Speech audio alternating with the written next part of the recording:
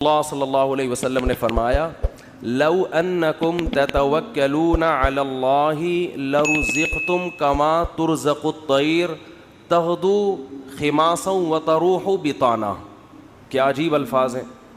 آپ صلی اللہ علیہ وسلم نے فرمایا اگر تم اللہ پہ ایسے توکل کرو جیسے توکل کرنے کا حق ہے. توکل کا مطلب اللہ کھلائے گا, کھلانے کی ذمہ داری اس نے لی ہے, ضرورتیں پوری کرنے کی ذمہ داری اس نے لی ہے. ایسے کرنا شروع کر دو, ٹینشن دل سے نکالو.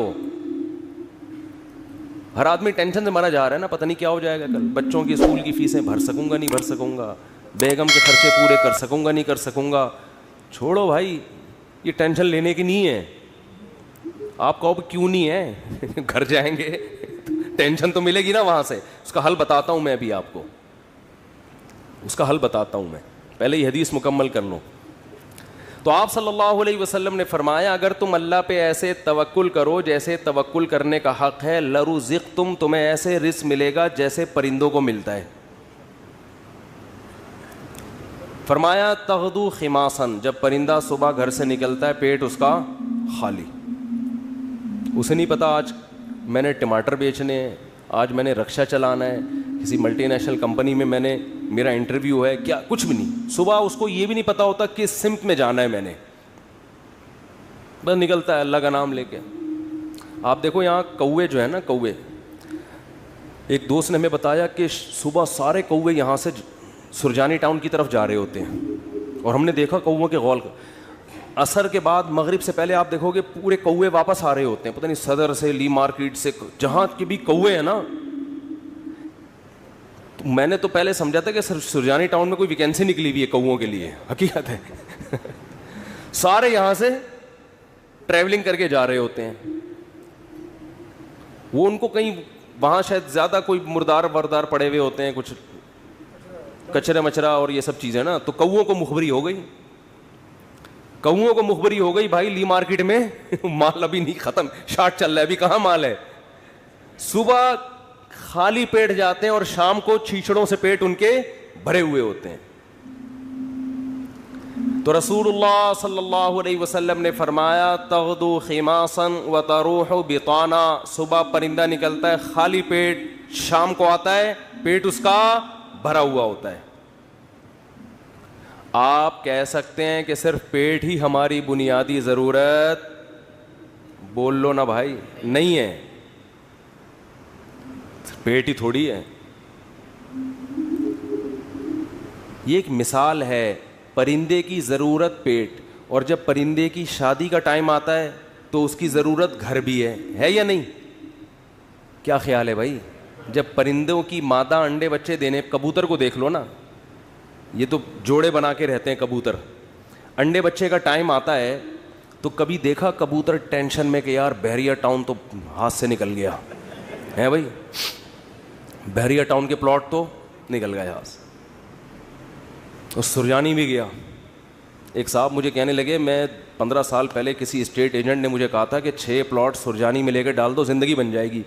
مجھے کہنے لگا یار اتنا افسوس ہو رہا ہے, میں نے اس کی بات پہ عمل نہیں کیا. تو میں نے کہا 10-15 سال تو زندہ رہے گا, ابھی تو نے ویسی قبر میں جانا ہے, عمل کر لیتا تو تجھے اسٹیٹ ایجنٹ کہہ رہا تھا 15 سال کے بعد تیری زندگی بن جائے گی, میں تجھے کہہ رہا ہوں 15 سال کے بعد تو مرے گا, بن کے بھی تو قبر میں جائے گا. 15 سال کے بعد جو ہے نا, تو وہ اسٹیٹ ایجنٹ کے 15 سال پرانی پیش گوئی پہ تو افسوس ہو رہا ہے, میں جو سچی مچی کی پیش گوئی کر رہا ہوں کہ تو مرے گا 15 سال میں, تیری ہڈیوں میں ابھی اتنا گودا نہیں ہے زندہ رہنے والا, اس پہ ٹینشن نہیں ہو رہی. اس کا مطلب بھول چکے ہیں موت کو. او بھائی 15 سال پہلے تو سرجانی میں 6 پلاٹ لیتا, آج عیش کرتا, تو وہ 15 سال کے بعد عیش کے قابل نہ رہتا. تو سوچ لے جو 15 سال بعد تو جو اینڈ سرجانی میں پلاٹ لے کے ہونا تھا, وہ پلاٹ لیے بغیر بھی وہی اینڈ ہو رہے ہیں. تو ٹینشن کس بات کی بھائی؟ اور ٹینشن لے گا تو 15 سال کے بجائے 5 سال میں وہ انجام ہو جائے گا تیرا, جو 15 سال بعد ہونا تھا.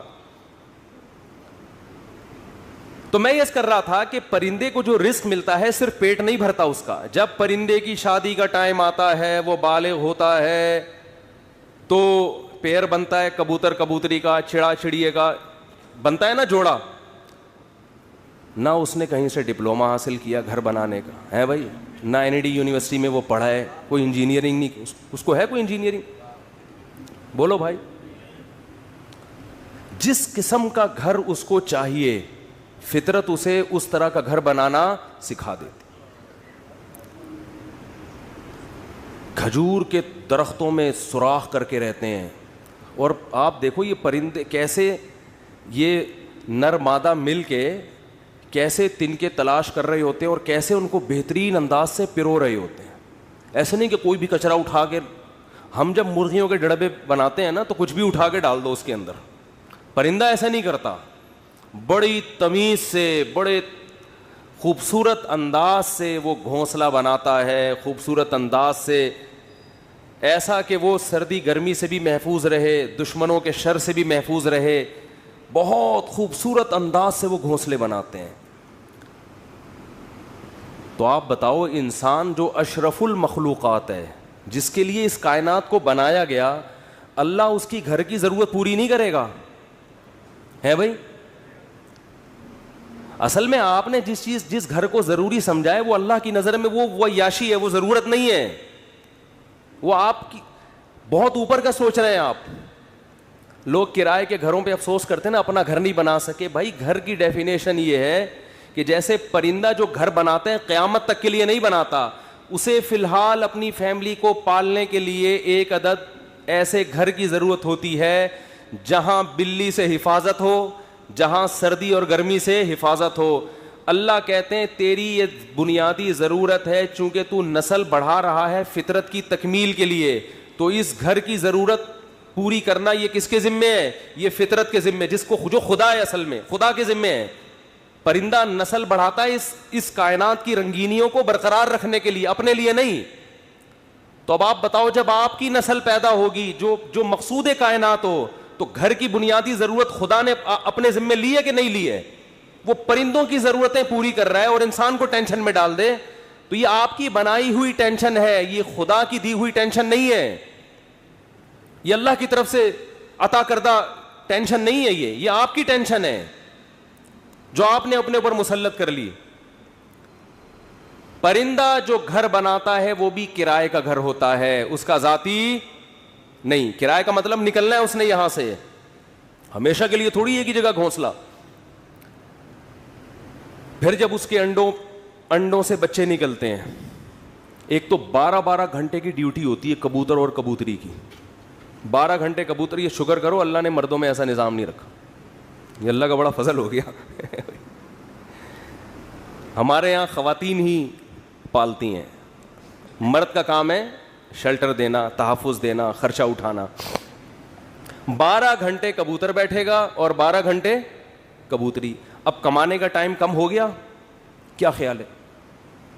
پہلے 12 گھنٹے دن میں کمانے میں لگ رہے تھے ان کے, اور رات میں آرام میں, ایسا ہی ہے نا. اب ذمہ داری بڑھ گئی, کمانے کے لیے ٹائم کم ہو گیا. ذمہ داری کیا بڑھ رہی ہے؟ اب اپنا بھی کمانا ہے اور اپنے بچوں کے لیے بھی دانا لے کر آنا ہے.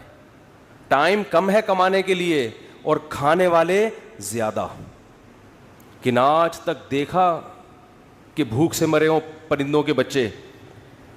کہیں قحط پڑا ہوا ہو تو ایک الگ بات ہے. کبوتر کبوتری جاتے ہیں, باریاں سیٹ کرتے ہیں, 12 گھنٹے یہ 12 گھنٹے وہ, پھر جب چوزے نکل جاتے ہیں اس سے بچے نکل جاتے ہیں, وہ بھی کما کے خود بھی اپنا پیٹ بھی بھر رہا ہے اور اپنے بچوں کا پیٹ بھی بھر رہا ہوتا ہے. وہ وجہ کیا ہے؟ پرندہ ٹینشن نہیں لیتا.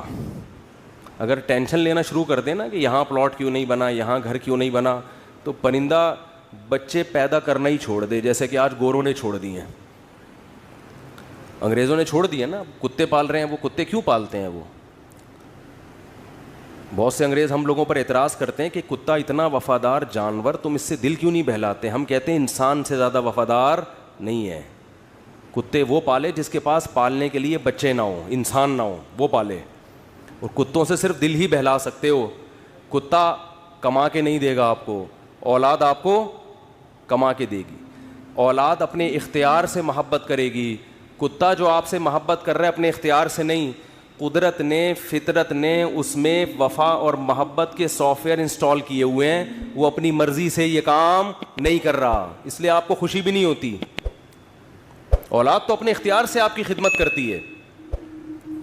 بیٹا ہوگا تو بہویں بھی ہوں گی, داماد بھی ہوں گے, بیٹی ہوگی تو پوتے بھی ہوں گے, نواسے بھی ہوں گے. کتا ہوگا تو یہ سب چیزیں بولو. تبھی تو انگریزوں کا سارا سیٹ اپ ختم. آپ کسی گورے سے ملے نا, یہ کون ہے, یہ گورا, تعارف کرو, یہ میرا فرینڈ ہے, یہ میری گرل فرینڈ ہے, بس سارا سیٹ اپ ختم. کبھی دیکھا گورا تعارف کروا رہا ہو آپ امریکہ کسی گورے کے گھر جائیں, یہ میری خالہ ہیں, یہ میری پھپھو ہیں, یہ میری ممانی ہیں, یہ میری چاچی ہیں, میری بھتیجی ہے, یہ میرا بھانجا ہے, یہ میرے بردر ان لا ہیں, یہ میرے مدر ان لا ہیں, اور یہ میری نانی ساس اور دادی. ہمارے یہاں تو اتنے پوری ایک چین چلتی ہے. انگریزوں کے یہاں یہ تکلف نہیں. میں ہوں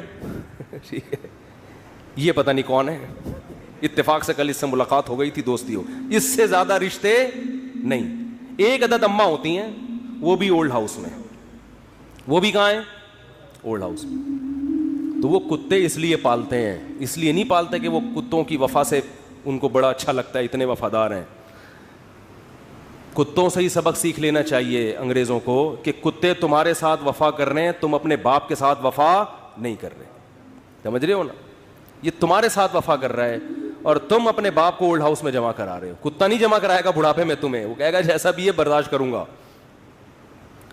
غیر مسلموں کی جو خوبیاں ہیں نا, وہ اول نظر میں, پہلی نظر میں آپ کو بعدین نظر میں بہت زبردست لگیں گی. جب آپ ان کی گہرائی میں جاؤ گے تو آپ کو لگے گا ان تلوں میں تیل نہیں ہے. یہ صرف اوپر اوپر کے اخلاق ہیں. میں اکثر ایک بات کہتا ہوں نا, کہ لوگ اکثر ہمیں کہہ رہے ہوتے ہیں کہ انگریزوں کے اخلاق بہت اچھے, تھینک یو, بات شروع کرنے سے پہلے 3 دفعہ تھینک یو. جیسے ہمارے کوئی وظیفہ جب بتایا جاتا ہے نا, تو شروع میں اول آخر 11 دفعہ درود شریف پڑھیں. تو انگریز بھی جب کوئی بات کرے گا تھینک یو سے شروع کر کے تھینک یو پہ ختم. اور ہمارے ہاں گالیوں سے شروع کر کے درمیان میں بھی گالی اور آخر میں بھی گالی. اتنا وہ تھینک یو نہیں کہتا جتنی ہمارے ہاں گالیاں ہیں. لوگ مجھے کہتے ہیں مفتی صاحب آپ پھر بھی کہتے ہو مسلمان اچھے ہیں, اتنی گالیاں دے رہے ہیں صبح شام, پھر بھی اچھے ہیں. اور انگریز ہر بات میں مسکراتا ہے تھینک یو, پھر بھی. میں کہتا ہوں بھائی وہ تھینک یو پہ پیسے خرچ نہیں ہو رہے. ہم جب گھر میں جاتے ہیں تو ہم سے جو گھر والوں کے بیگموں کے مطالبے ہوتے ہیں نا, گورا یہ مطالبے افورڈ بولو نہیں کر سکتا. ہم گھر والوں کو گھر مہیا کرنا کس کی ذمہ داری ہے؟ یہ جو بحریہ ٹاؤن کے پلاٹ کے لیے مچل رہا ہوتا ہے تو بیگم کی وجہ سے ٹینشن میں ہوتا ہے. بیوی نہ ہو تو روڈ پہ بھی زندگی گزر جاتی ہے. گھر کروڑوں روپے کا گھر لے کے دے گا, بچوں کے لیے پراپرٹی خرید رہا ہوگا, میں مر گیا تو بچوں کا کیا ہوگا. انگریز کرتا ہی ہے کہ میں مر گیا تو بچوں کا کیا ہوگا. کہ گورنمنٹ پالے گی, میں تھوڑی پالوں گا. ہمیں پتا ہے کہ بھائی ہم نے انتظام کر کے جانا ہے ان کے لیے. پھر محلے کے خراب لڑکوں کے ساتھ تو نہیں بیٹھ رہا, صبح شام یہ ٹینشن. دعائیں کرا رہے ہوتے ہیں مولوی صاحب کے پاس, مولوی صاحب دعا کرو میرا بچہ آج کل چرسیوں میں اٹھ رہا بیٹھ رہا ہے, دعا کرو کچھ انسان کا بچہ بن جائے. گورے کو یہ ٹینشن ہوتی ہے. کبھی دیکھا گورا پادری کے پاس گیا ہو کہ میرا بچہ جو ہے وہ چرسیوں میں آج کل بیٹھ رہا ہے؟ پادری کہے میں تو خود پیتا ہوں. پادری کہے گا میں تو خود پیتا ہوں, پی لیا تو کیا ہو گیا, کیا کر لے گا. وہ تو ٹینشن فری لوگ ہیں بھائی, ریلیشن ہی نہیں ہے ان کا. پھر بیگم کے بھائی گھر میں آ رہے ہیں تو اس کو پوچھا کیوں نہیں. ایک صاحب نے بتایا میرا اتنا پھڈا ہو گیا گھر میں, ایک دن میرا سالہ آ گیا, میں کہیں دماغ میرا حاضر نہیں تھا, میں نے اس کو چائے کا پوچھنا بھول گیا. میں کہہ رہا ہے جو میری بیگم نے ہنگامہ کیا ہے کہ میرے بھائیوں کو پوچھتے نہیں ہو اتنی. اور یہ عورت کے لیے ٹینشنیں اٹھا رہا ہے مرد. کس کے لیے؟ عورت کے لیے. گرل فرینڈ نہیں رکھی ہوئی اس نے, پوری زندگی کی ٹینشن. اس کے باپ کو بھی باپ بنا لیا, اس کی ماں کو کیا بنا لیا, اپنے ابا بھی تھے. اپنی انگریز اپنے ابا اماں کو اولڈ ہاؤس میں جمع کر رہا ہے. ہمارے سچی مچی کے ابا اماں پہلے سے تھے, ہم نے جناب ایک مدر ان لا اور فادر ان لا کو بھی لے لیا ہم نے. وہ کہہ رہے ہیں ہم ایک باپ سے تنگ ہیں, تم 2 باپ پال رہے ہو یار. اور میرے فلسفے پر عمل کرے تو 5 باپ, اگر میرے فلسفے پر آ جائے 5 عدد مائیں اور 5 عدد باپ, اور ہول سیل کے حساب سے سالے. سالوں کی تو کوئی انتہا ہی نہیں ہے نا. گرل فرینڈ کا بھائی آپ کے معاملات میں دخل اندازی بولو نہیں کرے گا کہ تم نے قائد اعظم کے مزار کا ٹائم لیا ہوا تھا, پہنچے کیوں نہیں. کبھی ہوتا گرل فرینڈ کا بھائی آپ کو فون کرے, یار میری سسٹر سے تمہاری دوستی اور تم ٹائم پر اس کو دے نہیں رہے.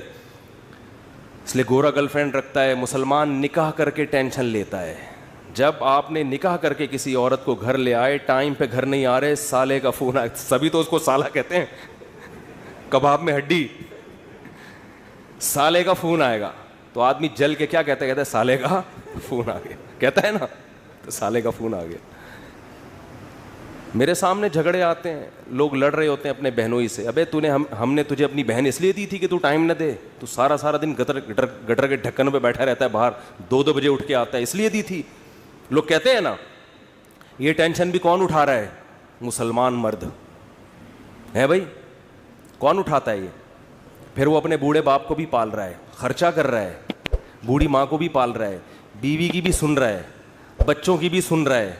اس کے بعد میرے بھائی تھینک یو اگر نہیں بھی کہتا تو کوئی اتنا بڑا مسئلہ بولو نہیں. لاکھوں روپے گھر پہ خرچ کر رہا ہوتا ہے وہ, تو گالیاں تو بنتی ہیں نا, پھر دینی نہیں چاہیے. وہ معین اختر صاحب کا پروگرام تھا نا, کئی دفعہ بیان کر چکا ہوں, وہ انور مقصود کے ساتھ. تو انور مقصود نے معین اختر سے پوچھا کہ آپ کے ماموں کیا کرتے ہیں. پہلے معین اختر سے پوچھا کہ کیسا چل رہا ہے. انہوں نے کہا کہ اللہ کا شکر ہے, نلکوں میں پانی آ رہا ہے, لوڈ شیڈنگ بھی نہیں ہے, سب سیٹ چل رہا ہے. اس نے کہا پہلے پاکستانی ہیں جو اتنے اچھے حالات بتا رہے ہیں, کہاں رہتے ہیں؟ اس نے کہا دبئی میں رہتا ہوں میں. اس نے کہا دبئی میں رہتا ہوں. پھر اس نے پوچھا کہ آپ کے ماموں کیا کرتے ہیں؟ اس نے کہا گالیاں دیتے ہیں. ماموں کا کام صبح سے شام کیا ہے؟ حالات ایسے ہیں نا, حالات ایسے ہیں کہ ماموں کا کام صبح سے شام سوائے گالیاں دینے کے. انگریز کچھ دن یہاں رہ کے جائے, جیسے معین اختر کے ماموں گالیاں دیتے تھے نا, انگریز انگلش میں ایسی گالیاں دے گا. کچھ دن یہاں رہے تو صحیح, یہ تو ہمارا حوصلہ ہے. تو اس نے کہا گالیاں کیوں دیتے تھے؟ اس نے کہا مالک مکان پانی کے پیسے لینے آ گیا, تو ماموں اس کو لے گیا, بولا تو ایک لوٹا بھر کے دکھا. پانی ہے نہیں, پانی کے پیسے لینے آ رہے, تو ایک لوٹا بھر کے دکھا. کہہ رہے بیٹھے بیٹھے لائٹ چلی گئی, تو ماموں نے بلب کے رشتہ داروں کو گالیاں دینا شروع کر دی. بلب کے رشتہ داروں کو. تو ہم جس ماحول میں رہتے ہیں, مسلمان کا بہت بڑا ظرف ہے. وہ ایک عورت کے لیے بڑی قربانیاں دیتا ہے, بڑی اس کو عزت کے ساتھ گھر میں لے کر آتا ہے. اس کے بچوں کی کفالت, اس کے باپ کو عزت دینا, اس کے بھائیوں کو عزت دینا, اس کی ماں کو عزت دینا. تو میرے بھائی اس کے بعد اگر 4-6 گالیاں کبھی وہ نکال دے, تو ہمارے نبی صلی اللہ علیہ وسلم نے عورت کو حکم دیا ہے کہ وہ اپنے شوہر کی فرما برداری کرے. نبی نے کیا فرمایا؟ یکفرن العشیر, شوہر کی نافرمانی کرتی ہیں. وہ نافرمانی کیا؟ فرمایا ساری زندگی احسانات کرتا رہے گا, اگر کبھی اونچ نیچ ہو جائے تو عورت جواب میں کہتی ہے ما رأیت منک خیرا قط, اللہ کی قسم میں نے تجھ سے کبھی کوئی خیر نہیں دی, میں تو آپ سے شادی کر کے پچھتا رہی ہوں. اور پچھتاتی بھی 3 بچے پیدا ہونے کے بعد ہیں کہ جب آدمی کے پاس اس سوال کا کوئی جواب بنے ہی نہیں کہ اب پچھتا رہی ہے, تو بھائی ریورس بچے کہاں لے کے جاؤں گا میں. وہ صبر کے علاوہ اس کے پاس کوئی آپشن نہیں ہوتا. تو ایسے میں اگر انگریز یہ ٹینشنیں اٹھائے, بوڑھے باپ کی بھی, بوڑھی ماں کی بھی, اور بیوی کی بھی, اور بچوں کی بھی, اور سالوں کی بھی, اور ساس کی بھی, اور سسر کی بھی, پھر دیکھتے ہیں تھینک یو سے بات کیسے شروع کرتے ہیں, اور تھینک یو پہ کیسے. وہ ایک صاحب کہنے لگے یار اتنے اچھے اخلاق ہیں. میں نے کہا کسی انگریز سے بولو 50 روپے دے, گالی دے دے مجھے یہ تھینک یو نہیں چاہیے. وہ کہے گا 50 روپے نہیں دوں گا, تھینک یو جتنا لینا ہے. یہ فری پھوکٹ کا تھینک یو ہے بھائی, یہ فری پھوکٹ کا تھینک یو ہے. ایک دھیلے کا خرچہ اٹھانے کے لیے تیار نہیں ہے کسی کا بھی. تو خیر میں جلدی سے بات کو سمیٹ کے ختم کروں, وقت پورا ہو رہا ہے. تو رسول اللہ صلی اللہ علیہ وسلم نے فرمایا پیسہ کمانے سے منع نہیں, پیسے کو مسلط کرنے سے منع کیا. ہدف یہ نہ بناؤ. دیکھو پرندہ یہ نہیں کرتا کہ اللہ پہ توکل کرے تو اب گھونسلے میں ہی دھرنا مار کے بیٹھ گیا, میں نے صبح جانا ہی نہیں ہے. یہ کوے جتنے ہیں نا یہ وہیں بیٹھ گئے, لیاری میں بیٹھ گئے اور سرجانی ٹاؤن میں بیٹھ گئے کہ چھوڑو یار اللہ پہ توکل کرنا ہے, رزق خود بخود یہیں آئے گا. اللہ نے کہا نہ تمہیں نکلنا پڑے گا. تو آپ صبح نکلو رزق کے لیے, لیکن تسلی رکھو کہ شام کو انشاءاللہ پیٹ بھرا ہوا ہوگا, میری بنیادی ساری ضرورتیں پوری ہو چکی ہوں گی. اور جب میری اولاد کا ٹائم آئے گا اللہ بچوں کا خرچہ بھی میری جیب میں ڈالے گا. ٹینشن نہ لو کہ 2 بچے ہو گئے تو 3 بچے ہو گئے تو کہاں سے کھلاؤں گا. جس اللہ نے تجھے کھلایا بھائی وہی. دیکھو ماں کی چھاتیوں میں دودھ پہلے پیدا ہوتا ہے, بچہ بعد میں پیدا ہوتا ہے, یہ بتانے کے لیے کہ اس کا پیدا کرنے والا اس کے رزق سے غافل نہیں ہے. ہر چیز میں گوروں کی طرح کیلکولیشن نہ کیا کرو بیٹھ کے.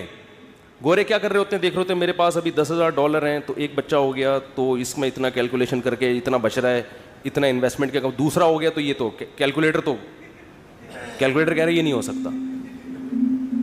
قرآن کیا کہے گا, او بھائی تو پیدا تو ہونے دے. دیکھو اگر ہم نے یہ دودھ کا پروسیس نہ دیکھا ہوتا تو ہم تو اس ٹینشن میں ہوتے بچہ پیدا ہوگا تو میں تو 2 کلو دودھ اور بھینس کا لگوانا پڑے گا مجھے, میں تو خرچہ نہیں اٹھا سکتا. اللہ کہتے ہیں پیدا ہونے دے, اس کی ماں کی چھاتیوں میں دودھ اسی وقت پیدا کروں گا جب یہ پیدا ہوگا, اس سے پہلے نہیں. ہم کہتے ہیں نہیں پہلے پیدا ہو ہے بھائی, پہلے ماں کی چھاتیوں میں دودھ آئے پھر ہم دیکھیں گے ہاں بھائی آ گیا ہے دودھ, اب بچہ پیدا ہوگا. اللہ کہتے ہیں نہیں, مخلوق کو آنے دو پہلے, رزق بعد میں آئے گا اس کا. تو اس لیے بھائی رزق کمانا ہے, رزق کی ٹینشن نہیں لینی. اب آپ کہہ سکتے ہو کہ ٹھیک ہے ہم رزق کی ٹینشن نہیں لیتے, کماتے ہیں, لیکن ہم تو دیکھ رہے ہیں کمانے کی کوشش کر رہے ہیں. وہ وسیم بھائی کے پاس تو اتنا پیسہ آ گیا, فلاں کے پاس تو اتنا آ گیا, میں وہیں کا وہیں کھڑا ہوں. ہمارے کزن تھے کیا ہیں, وہ تھے سے تھے نہ بن جائیں. وہ اکثر کہا کرتے تھے, یہ بات تو کہتے تھے اب نہیں کہتے, اللہ کا شکر اب دیندار ہے, کہتے یار مجھے ٹینشن اس بات کی نہیں ہے کہ میرے پاس پیسہ نہیں ہے, مجھے ٹینشن اس بات کی ہے کہ میرے جتنے دوست ہیں ان کے پاس آ گیا اور میں وہیں کا وہیں.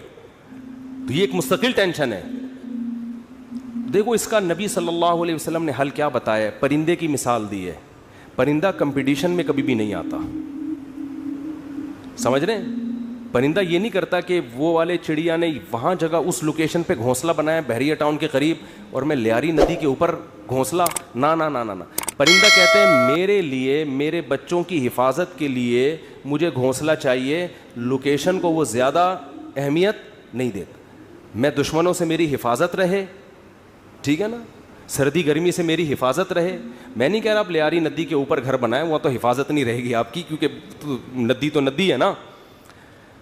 تو آپ نے یہ سوچنا ہے کہ مجھے اپنے گھر میں تحفظ کے ساتھ, گھر والوں کے ساتھ رہنے کے لیے چھت چاہیے. یہ چھت اللہ انشاءاللہ میسر کرے گا, چاہے اپنی ہو چاہے کرائے کی ہو. یہ ٹینشن نہیں لینا ہے, یہ ٹینشن کہ میری اپنی چھت ہو کرائے کی نہ ہو, یہ آپ کی بنائی ہوئی ٹینشن ہے. اللہ نے اس رزق کا وعدہ آپ سے نہیں کیا ہے, یہ غریبی ہے, یہ غریبی ہے. بنیادی ضرورت آپ کی سالن روٹی ہوتی ہے نا. ارے بھائی آپ گئے ہوٹل میں نہاری لے آؤ, 2 روٹی لے آیا, نہاری لے آیا, ایک غریبی منگوا لو گے, 2 منگوا لو گے, اس کے بعد کہے گا بھائی یہ غریبی ہے, اصل جو پیسے تھے نا وہ پلیٹ کے تھے. اب آپ نے غریبی کو مقصود بنا لیا, آپ جاتے ہی غریبی پہلے منگوا رہے ہو کہ یار 2 نہاری کی غریبیاں لے آ. اس کو غصہ آئے گا بھائی غریبی تو ضمناً ہوتی ہے. آج جو غریبی تھی نا, ذاتی گھر غریبی ہے, یہ بنیادی ضرورت نہیں ہے. گاڑی غریبی ہے, بنیادی ضرورت W11 میں بہت اچھی طرح سے پوری ہوتی ہے. ہم نے تو بھائی 20 سال W11 میں سفر کیا ہے اور اللہ کی قسم اب ترستے ہیں کہ W11 میں بیٹھے ہیں, لیکن اب شہرت اتنی ہو گئی کہ وہ بیٹھ نہیں سکتے. اب وہ W11 والا بھی اٹھ کے آ جائے گا کہ میں نہیں چلا رہا, میں گپ شپ کر رہا ہوں آپ سے. ورنہ عامر بھائی W11 کا مزہ آپ نے لیا ہوگا نا. W11 کراچی کی بہترین سوغات ہے بھی. G7 4L میں اللہ دشمنوں کو بھی نہ بٹھائے. جس طرح وہ چلاتا ہے نا اتنی بڑی بس کو, ہم تو جب بھی بیٹھے ہیں 2-2 فٹ اچھل کے. ہمارے ایک جاننے والے ریٹائر آفیسر تھے, لیفٹیننٹ تھے, وہ بیچارے کراچی کی بس میں نا کہیں پچھلی سیٹ پہ بیٹھ گئے, اسپیڈ بریکر پہ جب اچھل کے دھڑام سے نیچے گرے, ان کی ریڑھ کی ہڈی میں مسئلہ ہو گیا, اسی میں ان کی موت واقع ہوئی ہے. وہ نیوی کا آفیسر بیچارہ جنگوں میں شہید نہیں ہوا جنگوں میں شہادت نہیں ملی ہے, کراچی کی بس نے اٹھا کے پٹکھائے اور انا للہ. تو رسول اللہ صلی اللہ علیہ وسلم نے فرمایا جس نے دنیا کو ہدف نہیں بنایا, ضرورت سمجھا کہ بھئی میری بنیادی ضرورت 2 وقت کی روٹی ہے, میری بنیادی ضرورت کسی اچھے علاقے, اچھے سے مراد جہاں چرسی ہیروئن چینہ رہتے ہوں, پڑھے لکھے لوگ ہوں, ایسی جگہ پہ مجھے گھر مل جائے جہاں چھت ہو, جہاں بنیادی ضرورتیں پوری ہوں. بس یہ بیسک ضرورت, چاہے وہ اپنا ہو چاہے وہ کرائے کا ہو. اور نبی نے فرمایا کہ جس شخص کو 2 وقت کی روٹی مل گئی, پیٹ بھر کے, سر چھپانے کی جگہ مل گئی, اور جسم کسی بڑی بیماری سے محفوظ تھا اس کا. اور ویسے بتاؤں, جب یہ لائف اسٹائل ہوگا نا تو جسم بڑی بیماری سے محفوظ ہی ہوتا ہے عام طور پہ. جسم کسی بڑی بیماری سے محفوظ تھا تو آپ صلی اللہ علیہ وسلم نے فرمایا یہ ایسا ہے گویا پوری دنیا کی دولت سمیٹ کے اللہ نے اس کے قدموں میں رکھ دی ہو. اب اگر یہ ٹینشن لے رہا ہے نا بحریہ ٹاؤن کی اور ڈیفنس کی اور DHA کی وہ اسکیم میں نے تو یہ غریبی کی ٹینشن ہے, یہ دل میں دنیا کی محبت کی علامت ہے. ایسے شخص کو رسول اللہ صلی اللہ علیہ وسلم نے وعید سنائی کہ یہ مالدار بن تو سکتا ہے مگر اس کے سامنے فقر کا پھندا ایسے لٹکا رہے گا جیسے ایک زندہ آدمی کے سامنے پھانسی کا پھندا, موت کا پھندا لٹک رہا ہوتا ہے. جو اس کی کیفیت ہوگی یہ کیفیت اس کی ہوگی. تو بھائی پیسہ کماؤ, پیسے سے دل نہ لگاؤ. اور دل سے پیسہ نکالنے کا طریقہ کیا ہے؟ خرچ کرو. ہمارے حضرت فرمایا کرتے تھے کہ پہلے زمانے میں بزرگان دین کڑک کڑک نوٹ جلوایا کرتے تھے, 5-5 ہزار کے نا, کہتے جلاؤ اس کو. آج اس کی اجازت نہیں ہے, اس میں نقصان ہے, لیکن دل سے نکالنے کے لیے نا جلواتے تھے. تو آپ جلائیں نہیں, خرچ کریں. کبھی کبھار ایسے گڈی نکال کے کسی اچھے ٹرسٹ میں دے دی, کسی غریب کو دے دی. اور سب سے زیادہ مصداق پیسہ خرچ کرنے کا آپ کے قریبی رشتہ دار ہیں, ان کو دو. آج کل لوگوں نے ہدیے رشتہ داروں میں دینا چھوڑ دیا ہے. بس عید بقرعید پہ کوئی کھانا وانا کھلا دیتے ہیں, بھائی بہن کو لفافے میں ایک گڈی ڈالے, پکڑا دے, جلے گا. جب یہ دل جلے نا, اتنا صدقہ ہو کہ دل میں آرے چلیں, تو یہ آرے چلنے سے دل آئینے کی طرح شفاف ہو جائے گا. شاعر نے کہا ہے نا, آئینہ بنتا ہے رگڑے لاکھ جب کھاتا ہے دل, کچھ نہ پوچھو دل بڑی مشکل سے بن پاتا ہے دل. دل کو دل بنانا تھوڑا ڈیفیکلٹ کام ہے. تو اس کا طریقہ یہ کہ اس میں ذرا رندا چلے گا نا, رگڑا لگے گا. جب ہم وہ کیا کہتے ہیں, وہ جو ریگمال سے گھسائی ہوتی ہے نا, تو صدقہ کرتے ہوئے اتنا بھی نہ کرو کہ کل دوسروں سے بھیک مانگنی پڑ جائے, اتنا بھی نہ کرو, لیکن اتنا ہو کہ لگے کہ دل پہ گھسائی ہو, تھوڑا سا تکلیف ہو. رسول اللہ صلی اللہ علیہ وسلم نے فرمایا سب سے افضل صدقہ یہ ہے تأمل الغنا وتخشى الفقر, کہ آپ کو یہ ہو کہ اگر میں نے صدقہ کیا تو ہو سکتا ہے میں غریب نہ ہو جاؤں کل, اور اگر نہیں کیا تو اس پیسے سے مزید پیسہ بنا لوں گا.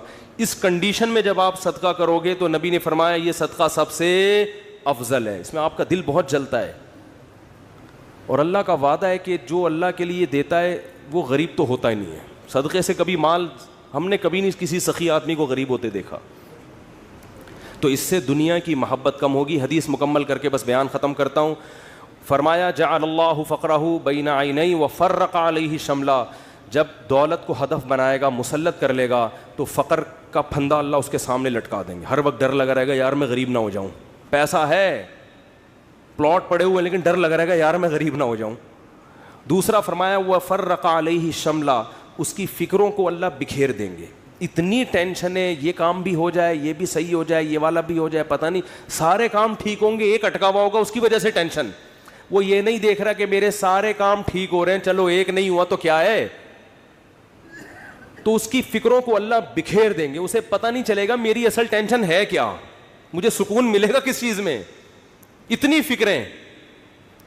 اور فرمایا وَلَمْ يَأْتِهِ مِنَ الدُّنْيَا إِلَّا مَا قُدِّرَ لَهُ, اور جس دنیا کے پیچھے بھاگ رہا ہے ضروری نہیں کہ وہ بھی مل جائے, ملے گی اتنی جتنی اس کے مقدر میں اللہ نے لکھ دی ہے. یہ جو دنیا کے پیچھے بھاگ رہے ہوتے ہیں تو سب کو پیسہ تھوڑی مل جاتا ہے. بہت سے تو وہی موت تک روڈیں ہی ناپتے رہتے ہیں, سڑکیں ناپتے رہتے ہیں, ہاتھ میں کچھ بھی نہیں آتا ان کے. فرمایا ملے گا اتنا جتنا اللہ نے لکھ دیا ہے, تو ٹینشن لینے سے کوئی فائدہ نہیں ہے. تو ٹینشن نہیں لو بھائی. آپ کو کیوں نہیں بھائی آپ کو صبح آپ نے پراٹھا کھا لیا انڈے کے ساتھ, دوپہر کھانا مل گیا, رات کھانا مل گیا, ضرورت تو 2 وقت کی تھی, مل 3 وقت رہا ہے, انجوائے کرو, مزہ ہے. کیا خیال ہے بھائی؟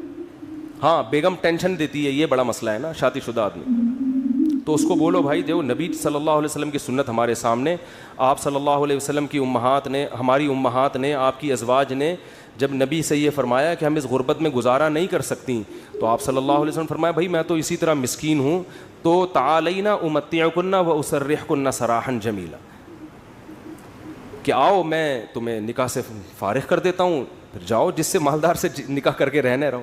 تو یہاں بھی ٹینشن لینے کا بولو نہیں، اپنی طرف سے کوتاہی نہیں کرو۔